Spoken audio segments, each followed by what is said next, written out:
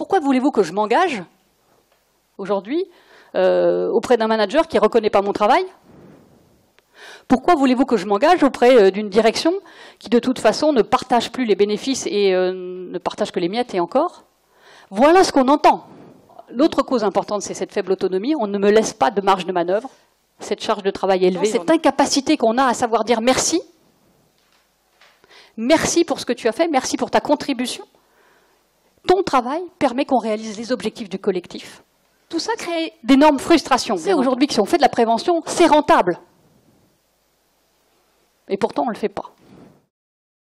C'est dit, il faut trouver des systèmes pour faciliter et aider à ce que ça se mette en place. Donc, si on travaillait, nous, autrement, on a des possibilités de le faire. C'est dit, il faut inventer des concepts simples, faciles à communiquer, pragmatiques, mais aussi très complexes. Vous allez voir ce qu'on appelle, nous, les entreprises haute qualité humaine. Parce que dans les entreprises, il y a cette qualité humaine. Elle existe. Sauf qu'elle est étouffée complètement sous le boisseau.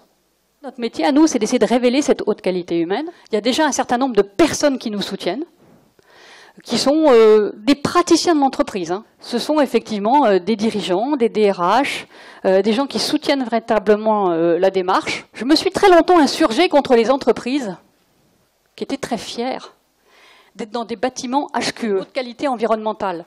On est fiers d'avoir des bâtiments superbes, mais à l'intérieur, on maltraite parfois ses salariés. On n'a pas le temps de se parler, on n'a pas le temps de faire les choses. Alors de quoi parle-t-on?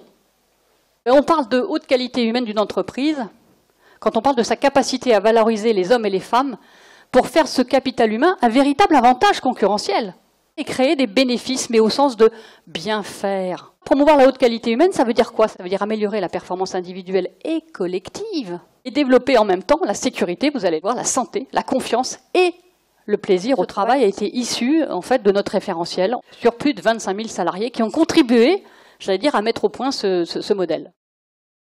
Participer d'abord à un laboratoire d'expérience, parce que concrètement, ça avance tous les plans de prévention, il faut oser. Il ne faut pas avoir peur de se tromper. Mais il faut mesurer pour voir si ça marche ou si ça ne marche pas. Soyons pragmatiques. Pas demain de développer un label HQH ou HHQ au niveau européen.